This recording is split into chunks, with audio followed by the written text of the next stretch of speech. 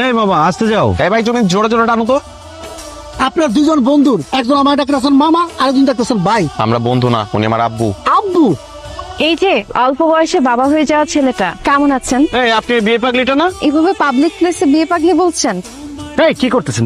আচ্ছা এইটা একটু ধরেন দেখি হাতটা একটু। এই যে হয়ে গেছে। আসলে না আমি বিয়ে পাগলি না, পরিস্থিতির শিকার আমি। আমার ফ্রেন্ড সার্কেল সবাই বিয়ে করে ফেলছে, সবার বাচ্চা কাচ্চা আছে, কিন্তু আমার বিয়েটা হচ্ছে না। অনেকে আমাকে দেখতে আসছিল, তখন আমি সবাইকে রিজেক্ট করছি, এখন আমি রিজেক্ট খাচ্ছি, আমার বিয়ে হচ্ছে না। আমি আপনাকে বিয়ে করতে চাই, দেনমোহর বেশি লাগবে না, মাত্র 10 টাকা দিলেই হবে। আপনি কি রাগ করেছেন?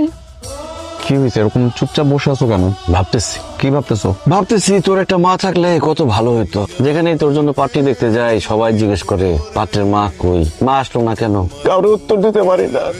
তোমার যে মিনুয়ানটাকে পছন্দ হয়েছে এটা আমরা ডিরেক্ট বললেই তো পারো। এই ধরো, তুমি আমার ক্যাম্পাসে কেমন আসছো? তোমাকে না বলছি কখনো আমার ক্যাম্পাসে আসবা না। আমার বন্ধু বান্ধব তোমাকে দেখলে হাসাহাসি করবে। আরে বলো, পরীক্ষা যে দিবি, অ্যাডমিট কার্ড মোবাইল সব রেখে আসছিস। তুমি এখন যাও যাও তো, যাও যাও যাও যাও যাও। জি স্যার, এই হ্যান্ডসাম গাইটা কে রে?